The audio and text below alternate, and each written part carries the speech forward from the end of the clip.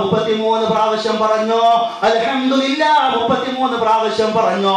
അല്ലാഹു അക്ബർ 33 പ്രാവശ്യം പറഞ്ഞുകൊണ്ട് ഫാത്തിഹ സൂറത്ത് ഓതിയിട്ട് ഇഖ്ലാസ് സൂറത്ത് ഓതിയിട്ട് നീന്റെ വിരിപ്പിലേക്ക് പോയി കടന്നുറങ്ങുമോളെ ഫാത്തിമ എന്ന് ബഹുമാനപ്പെട്ട ഫാത്തിമ ബീബി റളിയല്ലാഹു അൻഹയോട് റസൂലുള്ളാഹി സ്വല്ലല്ലാഹു അലൈഹി വസല്ലം തങ്ങൾ പഠിപ്പിക്കുകയാ.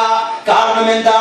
നാളെ റബ്ബിന്റെ കോടതിയിൽ വരുമ്പോ ഈ മോൾ ദുന്യവിയായ സൗകര്യങ്ങൾ ഉപയോഗപ്പെടുത്തിക്കൊണ്ട് റബ്ബിനെ മറന്നവൾ ആവാൻ പാടില്ല, പിതാവിനെതിരാവാൻ പാടില്ല, പിതാവിനെതിരായിക്കൊണ്ട് സാക്ഷി നിൽക്കുന്ന മകളായിക്കൊണ്ട് എന്റെ മകൾ മാറാൻ പാടില്ല എന്ന് റസൂലുള്ളാഹി മനസ്സിലാക്കിയത് കൊണ്ട് തന്നെ പരിശുദ്ധമായ ദീനുൽ ഇസ്ലാമിന്റെ പാഠങ്ങൾ ഫാത്തിമ ബീവിക്ക് പഠിപ്പിച്ചു കൊടുക്കുകയാ. ഇവിടെയാണ് നമ്മൾ മനസ്സിലാക്കേണ്ടത്. മകൾ എന്ത് പറയുന്നു, മക്കൾ എന്ത് പറയുന്നു എന്ന് നോക്കിക്കൊണ്ടല്ല. ഇവിടെ ഒരു പക്ഷേ നമുക്ക് മോശമായിരിക്കാം. എല്ലാ കുട്ടികളും അതുപോലത്തതായ ഔറത്ത് കാണുന്ന പാന്റ് ധരിച്ചുകൊണ്ട് പോകുമ്പോ, എന്താണ് പാന്റിന്റെ പേര്? ജീൻസ് അല്ല, വേറെ പേര് പാന്റ് തന്നെ പറഞ്ഞ പേര്. മൂട് കാണാ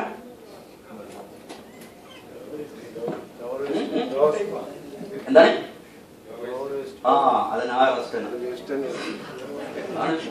നമ്മളെ കുട്ടികളെ മാത്രം പറയണ്ട, ഇന്നത്തെ ചെറുപ്പക്കാരൊക്കെ അങ്ങനത്തെ പാൻറ്റ. മൂട് മേലേക്ക് കയറൂല, ചന്തിന്റെ അവിടെ കുടുങ്ങി നിൽക്കുക. ഫാഷൻ എവിടുന്നാ നമുക്ക് കിട്ടിയത്? നമ്മൾ റബ്ബിന്റെ മുമ്പിലാണ് നമ്മൾ ആരാധന ചെയ്യുന്നത്. റബ്ബിന് വേണ്ടിയിട്ടാണ് നമ്മൾ നിസ്കരിക്കുന്നത്. ആ നിസ്കാരം സ്വഹീഹാവണമെങ്കിൽ നമ്മുടെ ഔറത്ത് മറയണം. മുട്ടുപുക്കളിന്റെ ഇടയിലുള്ള സ്ഥലമാണ് പുരുഷന്റെ ഔറത്ത് എന്ന് നമ്മൾ 2ാം ക്ലാസ് മുതൽ പഠിക്കുന്നുണ്ട്. മുട്ടിന്റെയും പുക്കളിന്റെയും ഇടയിലുള്ള സ്ഥലമാണ് പുരുഷന്റെ ഔറത്ത് എന്ന് പറയുമ്പോ ആ സ്ഥലം വെളിവായി കഴിഞ്ഞാൽ നിസ്കാരം സ്വഹീഹല്ല. പിന്നെ എന്തിന് നമ്മൾ നിസ്കരിക്കണം? ആർക്ക് നമ്മൾ നിസ്കരിക്കണം? നിസ്കാരം സ്വഹീഹാവേണ്ടേ നമ്മളത്? നമ്മുടെ മക്കളെ നിസ്കാരം സ്വഹീഹാവേണ്ടേ? കേവലം മദ്രസയിൽ അങ്ങോട്ട് കൊണ്ട് ചേർത്തിട്ട് പരിസംഖ്യം കൊടുത്തിട്ട് ഉസ്താദിന് ചെലവും കൊടുത്താൽ ഒക്കെ ആയി എന്ന് നമ്മൾ ആരും വിചാരിക്കണ്ട. ഉസ്താദ് പഠിപ്പിച്ചു കൊടുക്കുന്നുണ്ട്, മോനെ നിന്റെ ഔറത്ത് മുട്ടുപുക്കളിന്റെ ഇടയിലുള്ള സ്ഥലമാണത്, മറച്ചുകൊണ്ടായിരിക്കണം നിസ്കരിക്കേണ്ടത്. മോളെ നീ പുറത്തിറങ്ങുമ്പോ നിന്റെ മുഖവും മുൻകൈയും മുഴുവനും മറച്ചുകൊണ്ടായിരിക്കണം. അന്യ പുരുഷന്മാരുടെ മുമ്പിൽ മോളെ നീ മുഴുവനും ഔറത്താണ്. നിസ്കാരത്തിൽ മാത്രമേ നിന്റെ മുഖം നീ പുറത്ത് കാണിക്കാൻ പാടുള്ളൂ, നിന്റെ മുൻകൈ നീ പുറത്ത് കാണിക്കാൻ പാടുള്ളൂ. ഒരിക്കലും അന്യ പുരുഷന്റെ മുമ്പിൽ നിന്റെ ശരീരം നീ കാണിക്കാൻ പാടില്ല മോളെ എന്ന് മദ്രസയിൽ വെച്ചുകൊണ്ട് ഉസ്താദ് പഠിപ്പിക്കുന്നുണ്ട്. ആര് പ്രാവർത്തികമാക്കണം?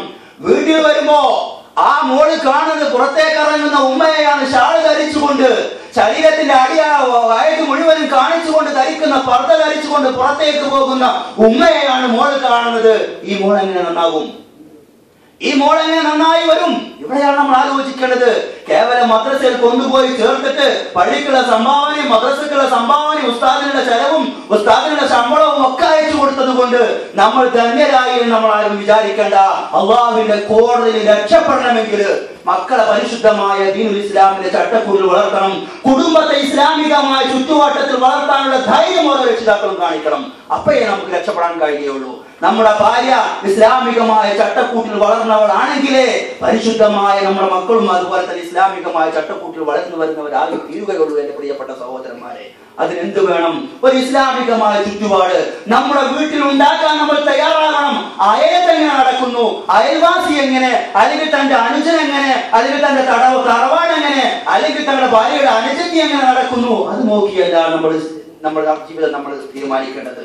നമ്മുടെ കുടുംബത്തെ നമ്മൾ മനസ്സിലാക്കണം. നമ്മൾ ഇസ്ലാമിനെ കുറിച്ചുകൊണ്ട് പഠിച്ചിട്ടുണ്ട്, നമ്മൾ ദീനിനെ കുറിച്ചുകൊണ്ട് പഠിച്ചിട്ടുണ്ട്. തന്റെ അയൽവാസിയുടെ മക്കൾ എങ്ങനെ പോകുന്നു എന്ന് നോക്കിയല്ല, തന്റെ അയൽപക്കക്കാരി ഏത് വസ്ത്രം ധരിക്കുന്നു എന്ന് നോക്കിയല്ല. ഇവിടെ ഒരു പക്ഷേ നമുക്കത് കുറച്ചിലായിരിക്കാം. ഈ പറഞ്ഞ പാന്റ് വാങ്ങിക്കൊടുക്കാതിരുന്നാൽ തന്റെ കുട്ടി മാത്രം മറ്റുള്ളൊരു പാന്റ് ധരിച്ചുകൊണ്ട് പോകുമ്പോ ഒരു പക്ഷേ നമുക്ക് ഇവിടെ കുറച്ചിലായിരിക്കാം. നാളെ റബ്ബിന്റെ കോടതിയിൽ നമുക്ക് സന്തോഷിക്കണോ? റബ്ബിന്റെ കോടതിയിൽ നമുക്ക് രക്ഷപ്പെടണോ? ഇതിന് സമൂഹത്തിനെതിരായിക്കൊണ്ട് ഒഴുക്കിനെതിരായിക്കൊണ്ട് നമ്മൾ നീന്തുമ്പോഴേ നമുക്ക് അക്കരയ്ക്ക് പറ്റാൻ കഴിയുകയുള്ളൂ. ഒഴുക്കിനെതിരായിക്കൊണ്ട് നീന്താൻ കഴിയണം. ഒഴുക്കിനെതിരായിക്കൊണ്ട് നീന്തുമ്പോഴേ അക്കരെ പറ്റാൻ നമുക്ക് കഴിയുകയുള്ളൂ. ഒഴുക്കിനനുസരിച്ച് നമ്മൾ നീങ്ങുമ്പോഴോ ചവറുകൾ ഒഴിഞ്ഞുകൂടുന്നത് പോലെ നമ്മളെല്ലാവരും പിന്നെ ഒരു മൂലയിലേക്ക് ഒഴിഞ്ഞുകൂടേണ്ടി വരും, ഒരുമിച്ച് കൂടേണ്ടി വരും. ഒഴുക്കിനെതിരായിക്കൊണ്ട് നീന്തുമ്പോ മറുകര പറ്റാൻ, നാളെ പാരത്രികമായ ജീവിതത്തിൽ രക്ഷപ്പെടാൻ നമുക്ക് കഴിയും. അതിന് നമ്മുടെ കുടുംബം, നമ്മൾ പ്രവാസികളായിട്ട് നമ്മൾ ഇവിടെയാ, നമ്മളൊന്നും അറിയുന്നില്ല. നമ്മളൊന്നും അറിയുന്നില്ല കുടുംബം എങ്ങനെയാണ്, കുട്ടികൾ എങ്ങനെയാണ് എന്ന്. അതിനെന്ത് വേണം? ഭാര്യക്കാണ് നമ്മൾ ആദ്യമായി കൊണ്ട് ഇൻഫർമേഷൻ കൊടുക്കേണ്ടത്. തന്റെ ഭാര്യയോട് പരിശുദ്ധമായ ദീനുൽ ഇസ്ലാമിന്റെ ചട്ടക്കൂട്ടിൽ മാത്രം ഒതുങ്ങി ജീവിക്കാൻ നമ്മൾ കൽപ്പിക്കണം. അങ്ങനെ ഭാര്യ ഇസ്ലാമികമായ ജീവിതം നയിക്കുമ്പോ അതുകൊണ്ട് വളർന്നു വരുന്ന മക്കൾ അത് കണ്ടാണ് വളരുന്നത്.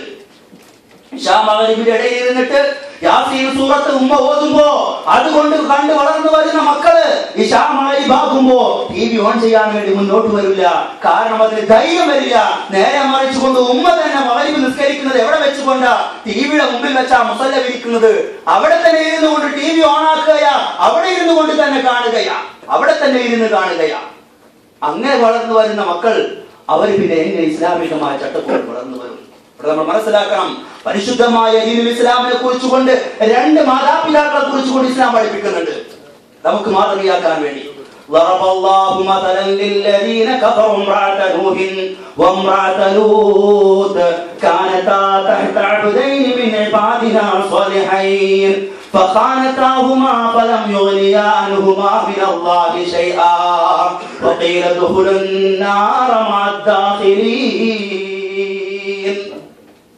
ഒരു മാതാവിനെ കുറിച്ചുകൊണ്ട് ഇസ്ലാം പഠിപ്പിച്ചു തരാം നമുക്ക്. ضرب الله مثلا للذين كفروا, സത്യനിഷേധികളായിരിക്കുന്ന ആളുകൾക്ക് അല്ലാഹു സുബ്ഹാനഹു വ തആല ഉദാഹരണം പറഞ്ഞു തരുന്നു. സത്യനിഷേധിയായിരിക്കുന്ന രണ്ടാളുകളെ കുറിച്ചുകൊണ്ട്, സത്യനിഷേധികളെ കുറിച്ചുകൊണ്ട് അല്ലാഹു തആല നമുക്ക് ഉദാഹരിച്ചു തരുന്നു. ضرب الله مثلا للذين كفروا امرأة نوح وامرأة لوط, ലൂത്ത് നബി അലൈഹിസ്സലാത്തു വസ്സലാമിന്റെ ഭാര്യയെ കുറിച്ചുകൊണ്ട്, ബഹുമാനപ്പെട്ട നൂഹ് നബി അലൈഹിസ്സലാത്തു വസ്സലാമിന്റെ ഭാര്യമാരെ കുറിച്ചുകൊണ്ട്, കാനതാ തഹ്ത അബ്ദൈനി മിൻ ഇബാദിനാ സ്വാലിഹീൻ, ഇവർ രണ്ടുപേരും സ്വാലിഹീങ്ങളായിരിക്കുന്ന രണ്ട് ഭർത്താക്കന്മാരുടെ ഭാര്യമാരായിരുന്നു. ആര്? ലൂത്ത് നബിയുടെ ഭാര്യയും ബഹുമാനപ്പെട്ട നൂഹ് നബി അലൈഹിസ്സലാത്തു വസ്സലാം, ഇവർ രണ്ടുപേരുടെയും ഭാര്യമാര്. ഇവർ രണ്ടുപേരും സ്വാലിഹീങ്ങളായിരുന്നു. നൂഹ് നബി അലൈഹിസ്സലാം അല്ലാഹുവിന്റെ പ്രവാചകൻ, ലൂത്ത് നബി അലൈഹിസ്സലാം അല്ലാഹു സുബ്ഹാനഹു വ തആല തിരഞ്ഞെടുത്ത പ്രവാചകൻ. അല്ലാഹുവിന്റെ പ്രവാചകന്മാരാണ്. തെറ്റുകൾ ചെയ്യുകയില്ല, കുറ്റങ്ങൾ പ്രവർത്തിക്കുകയില്ല. അവർ രണ്ടുപേരും നല്ലതായിരിക്കുന്ന മുത്തഖീങ്ങൾ, മുഅ്മിനീങ്ങൾ, പ്രവാചകന്മാർ. എന്നാൽ ഭാര്യമാരോ ളറബല്ലാഹു മസലൻ ലില്ലദീന കഫറു, സത്യനിഷേധികൾക്ക് ഉദാഹരിച്ച ഭാര്യമാര്. കാനതാ തഹ്ത അബ്ദൈനി മിൻ ഇബാദിനാ സ്വാലിഹീൻ ഫഖാനതാഹുമാ ഫലം യുഗ്നിയാ അൻഹുമാ മിനല്ലാഹി ശൈആ, ഇവർ രണ്ടുപേർക്കും ഇവരെ കുറിച്ച് ഒന്നും ചെയ്യാൻ കഴിഞ്ഞില്ല.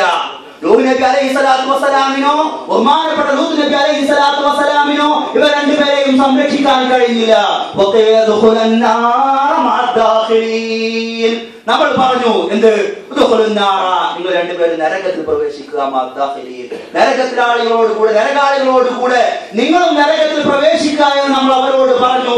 ഈ രണ്ട് പ്രവാചകന്മാർക്കും അവർ ഒന്നും ചെയ്യാൻ കഴിഞ്ഞില്ല എന്ന് പരിശുദ്ധമായ ഖുർആൻ ശരീഫ് പഠിപ്പിക്കുന്നു. നമ്മൾ ആലോചിക്കണം, നമ്മൾ നല്ല ആളുകള് ഇസ്ലാമികമായ കാര്യങ്ങൾ നമ്മൾ ആലോചിക്കുന്നു, ദിക്റുൽ പങ്കെടുക്കുന്നു, ഇസ്ലാമിലെ കാര്യങ്ങൾ ചെയ്യുന്നു, ഖുർആൻ പാരായണം ചെയ്യുന്നു.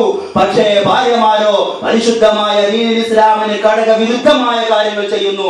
കാശെമ്പാടും കിട്ടിയപ്പോ പർച്ചേസിന് വേണ്ടി കാശുകൾ മുഴുവൻ ഉപയോഗിച്ചു. പെരുന്നാളായപ്പോ വസ്ത്രം ഉണ്ടായിട്ടും അതിന്റെ മേലിൽ പിന്നെയും വസ്ത്രം വാങ്ങി, പിന്നെയും വസ്ത്രങ്ങൾ വാങ്ങിക്കൂട്ടി. എത്ര വസ്ത്രമുണ്ട്, എത്ര പർദ്ദയുണ്ട്, എത്ര പാനുണ്ട് മക്കൾക്ക് എന്ന് എന്നെ ചിട്ടപ്പെടുത്താൻ കഴിയാത്ത വസ്ത്രങ്ങള് നമ്മൾക്കും നമ്മുടെ മക്കൾക്കും നമ്മുടെ ഭാര്യമാർക്കും ഇല്ലേ എന്റെ പ്രിയപ്പെട്ട സഹോദരന്മാരെ? നമ്മൾ ആലോചിക്കണ്ടേ? നമുക്ക് പറയാൻ കഴിയുമോ? നമുക്ക് നമ്മുടെ സ്വന്തം ഭാര്യയോട് ചോദിക്കൂ, നിങ്ങള് ഇന്ന് മോൾക്ക് എത്ര ചുരിദാറുണ്ട്, എത്ര മെഡിയുണ്ട്, എത്ര വസ്ത്രമുണ്ട് തന്റെ മോൾക്ക് എന്ന് പറയാൻ കഴിയുള്ള എത്ര ഉമ്മമാര് നമ്മുടെ വീട്ടുകളിലുണ്ട്? തന്റെ മോന് എത്ര പാനുണ്ട്, എത്ര കുപ്പായമുണ്ട് എന്ന് കറക്റ്റ് ആയിക്കൊണ്ട് പറയാൻ കഴിയുന്ന എത്ര ഉമ്മമാര് നമ്മുടെ വീട്ടിലുണ്ട്? നമ്മൾ ആലോചിക്കണ്ടേ എന്റെ പ്രിയപ്പെട്ട സഹോദരന്മാരെ? പരിശുദ്ധമായ ഇസ്ലാം നമ്മുടെ കൈകളിലേക്ക് തന്നുകൊണ്ട് മാതൃക കാണിച്ച ഒരുപാട് ആളുകൾ നമ്മളിൽ നിന്ന് മരണപ്പെട്ടു പോയിട്ടുണ്ട്. ജീവിക്കാൻ ഒരുപാട് സമ്പത്തുകൾ ഉണ്ടായിട്ട് ഏത് വസ്ത്രം വേണമെങ്കിലും ധരിക്കാൻ, ഏത് ഉടുപ്പ് വേണമെങ്കിലും ധരിക്കാനും തയ്യിക്കാനും ഒക്കെ സമ്പത്ത് ഒരുപാടുണ്ടായിട്ടും മരിച്ചു പോകുമ്പോ ഒരു തുണ്ട് വസ്ത്രം മാത്രം ബാക്കിയാക്കി വെച്ചുപോയ ഇസ്ലാമിന്റെ ഭടന്മാരായിരിക്കുന്ന ഒരുപാട് നേതാക്കൾ നമുക്ക് കഴിഞ്ഞു പോയിട്ടുണ്ട്. നമ്മളൊക്കെ ഉംറക്ക് പോയ ആളുകളാണ്. നിങ്ങളൊക്കെ ഉംറക്ക് പോയിട്ടുണ്ട്, മദീനയിൽ പോയിട്ടുണ്ട്. മദീനയിൽ പോയി കഴിഞ്ഞാൽ അവിടെ സിയാറത്ത് ചെയ്യാറുണ്ട്. ഉഹുദിൽ ചെന്നുകൊണ്ട് ഉഹുദിൽ ഷഹീദായിരിക്കുന്ന ഒരുപാട് ശുഹദാക്കന്മാരെ കണ്ടുകൊണ്ട് നമ്മൾ സലാം പറയാറുണ്ട്. അവരുടെ ചരിത്രങ്ങൾ നമ്മൾ പഠിച്ചിട്ടുണ്ടോ എന്റെ പ്രിയപ്പെട്ട സഹോദരന്മാരെ? അവരുടെ ചരിത്രത്തെ കുറിച്ച് നമ്മൾ ആലോചിച്ചിട്ടുണ്ടോ? മരിച്ചുകൊണ്ട് മരണപ്പെട്ടുകൊണ്ട് ഉഹുദിൽ രണാങ്കളത്തിൽ ഷഹീദായിക്കൊണ്ട് മരിച്ചു വീഴുമ്പോ ധരിക്കാൻ വസ്ത്രമില്ലാതെ ഒരു ഉടുപ്പ് തുണി മാത്രം എടുത്തുകൊണ്ട് അവരെ കഫൻ ചെയ്യാൻ വസ്ത്രമില്ലാതെ പ്രയാസപ്പെട്ട ചരിത്രം, ഉഹുദിന്റെ ചരിത്രം നമ്മോട് പറയുന്നുണ്ട്. ബഹുമാനപ്പെട്ട മുസ്അബ് ഇബ്നു ഉമൈർ റളിയല്ലാഹു അൻഹുവിന്റെ ചരിത്രം. മക്കയിൽ നിന്ന് മദീനയിലേക്ക് ഹിജ്റ വന്ന സ്വഹാബിയാണ്. പ്രവാചകനോട് കൂടെ ഹിജ്റ വന്ന സ്വഹാബിയാണ്. മക്കയിൽ ധനാഢ്യനായിരുന്നു. ബഹുമാനപ്പെട്ട ആ സ്വഹാബിയെ കുറിച്ചുകൊണ്ട് തന്റെ അനുയായികൾ പറയുന്നുണ്ട്, അദ്ദേഹം ധരിക്കുന്ന വസ്ത്രം മക്കയിൽ വേറെ ആരും ധരിക്കുന്നത് ഞങ്ങൾ കണ്ടിട്ടില്ല. അത്രമാത്രം മുന്തിയ വസ്ത്രം ധരിച്ചിരുന്ന ബഹുമാനപ്പെട്ട സ്വഹാബി റസൂലുള്ളാഹിയുടെ മദീനയിൽ വന്നു, ഉഹുദിൽ പങ്കെടുത്തു, ഷഹീദായിക്കൊണ്ട് വെട്ടും കുത്തുമേറ്റുകൊണ്ട് ശുഹദാവായിക്കൊണ്ട് കടക്കുമ്പോ ബഹുമാനപ്പെട്ട റസൂലുള്ളാഹി സ്വല്ലല്ലാഹു അലൈഹി വസല്ലം തങ്ങളുടെ മുമ്പിൽ കൊണ്ടുവന്ന് കണ്ട് കടത്തുകയാ. കഫൻ ചെയ്യാൻ വസ്ത്രമില്ല, ധരിച്ചതായിരിക്കുന്ന ഒരു അരയുടുപ്പ് മാത്രമുണ്ട്. ആ അരയുടുപ്പ് വിരിച്ചുകൊണ്ട് അതിൽ കടത്തുമ്പോ കാല് മറക്കുമ്പോ തലയുടെ ഭാഗം പുറത്ത്, തല മറച്ചു കഴിഞ്ഞാലോ കാലിന്റെ ഭാഗം പുറത്ത്. വേറൊരു തുണി ബഹുമാനപ്പെട്ട മുസ്അബ് ഇബ്നു ഉമൈറിനില്ല. മക്കയിൽ ധനാഢ്യനായിരിക്കുന്ന സമ്പന്നനായിരിക്കുന്ന മുസ്അബ് മരിക്കുമ്പോ ഒരു അരയുടുപ്പ് മാത്രം ബാക്കിയാക്കി കൊളിച്ചുകൊണ്ട് മരിക്കുന്നു. അവസാനം റസൂലുള്ളാഹി പറയുന്നു, സ്വഹാബ മുസ്അബിനെ മലർത്തി കടത്തു, തലയുടെ ഭാഗം തുണി കൊണ്ട് മറക്കൂ, ഉഹുദ് മലയിൽ പോയി എന്ന പുല്ല് പറിച്ചുകൊണ്ട് കാലിന്റെ ഭാഗം മറക്കൂ സ്വഹാബ എന്ന് ബഹുമാനപ്പെട്ട റസൂലുള്ളാഹി പറഞ്ഞിട്ട് എന്ന പുല്ല് പറിച്ചുകൊണ്ടാണ് മുസ്അബ് ഇബ്നു ഉമൈർ റളിയല്ലാഹു അൻഹുവിനെ ഉഹുദിൽ മറവിട്ട് കിടക്കുന്ന, ഉഹുദിൽ ഷഹീദായി കിടക്കുന്ന സ്വഹാബിയെ മറമാടിയത് എന്ന് ചരിത്രം പഠിപ്പിക്കുമ്പോ നമ്മുടെ മക്കൾക്ക് എത്ര വസ്ത്രമുണ്ടെന്ന് പറയാൻ ഉമ്മാക്ക് കഴിയുന്നില്ല. മോൾക്ക് എത്ര ചുരിദാറുണ്ടെന്ന് പറയാൻ ഉമ്മാക്ക് കഴിയുന്നില്ല. റബ്ബിനോട് മറുപടി പറയണ്ടേ എന്റെ പ്രിയപ്പെട്ട സഹോദര? റബ്ബിന് മറുപടി പറയണ്ടേ? നമ്മൾ മാത്രം നന്നായാൽ മതിയോ? നമ്മൾ മാത്രം നന്നായാൽ മതിയോ? പരിശുദ്ധമായ ഖുർആൻ ശരീഫ് പഠിപ്പിക്കുന്ന ഈ രണ്ട് ഭാര്യമാരെ കുറിച്ചുകൊണ്ട് സ്വാലിഹീങ്ങളാണ് ഭർത്താക്കന്മാർ, പക്ഷേ ഭാര്യമാര് സത്യവിരുദ്ധമായി കൊണ്ട് പ്രവർത്തിച്ചു പോയി. അതുകൊണ്ട് തന്നെ മക്കളും സത്യനിഷേധികളായി കൊണ്ട് മാറി എന്ന് പരിശുദ്ധമായ ഖുർആൻ ശരീഫ്. പ്രവാചകന്മാരാ നൂഹ് നബിയും ലൂത്ത് നബിയും അല്ലേ? നൂഹ് നബി അലൈഹിസ്സലാത്തു വസ്സലാം വെള്ളപ്പൊക്കമുണ്ടായിക്കൊണ്ട് അല്ലാഹു തആല പരീക്ഷിക്കുകയാണ്. തന്റെ മകനെ വിളിച്ചുകൊണ്ട് പറഞ്ഞു, യാ ബുനയ്യ ഇർകം മഅനാ, യാ ബുനയ്യ എന്റെ കുഞ്ഞുമോനെ. ബുനയ്യ എന്ന് പറഞ്ഞ കുഞ്ഞുമോനെ. ആ വിളിയെടുത്ത് നോക്കണം. യാ ബുനയ്യ എന്റെ പൊന്നുമോനെ, എന്റെ കുഞ്ഞുമോനെ, ഇർകം മഅനാ, ഞങ്ങളോട് കൂടെ ഒന്ന് കയറ്. ഈ കപ്പലിൽ കയറുമോനെ നിനക്ക് രക്ഷപ്പെടാം. കാരണം അത്രമാത്രം വാത്സല്യമാണ് ആ വിളിയിലുള്ളത്. തന്റെ മോനാണ്, തന്റെ കുട്ടിയാണ്, രക്ഷപ്പെടണം എന്നുള്ള ബോധത്തോട് കൂടെ ബഹുമാനപ്പെട്ട നൂഹ് നബി അലൈഹിസ്സലാത്തു വസ്സലാം പറയുന്നു, ഇർകം മഅനാ, ഞങ്ങളോട് കൂടെ കയറുമോനെ, ഈ കപ്പലിൽ നിനക്ക് രക്ഷപ്പെടാം. നൂഹ് നബി അലൈഹിസ്സലാത്തു വസ്സലാം പറയുന്നു. പക്ഷേ മകൻ എന്ത് പറഞ്ഞു?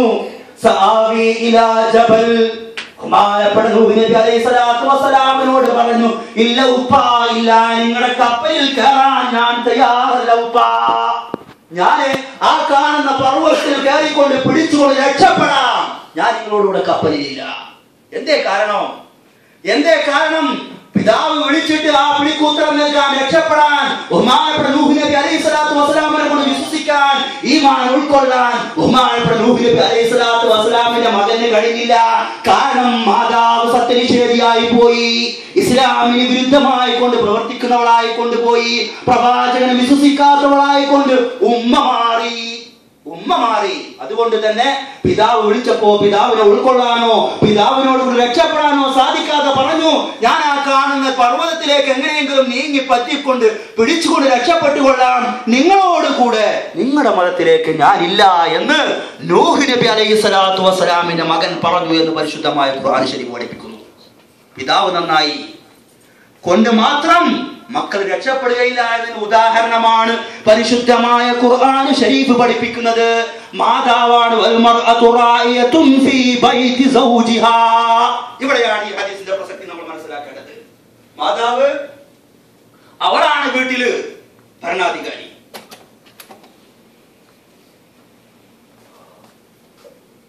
അവൾക്കാണ് ഉത്തരവാദിത്തമുള്ളത്.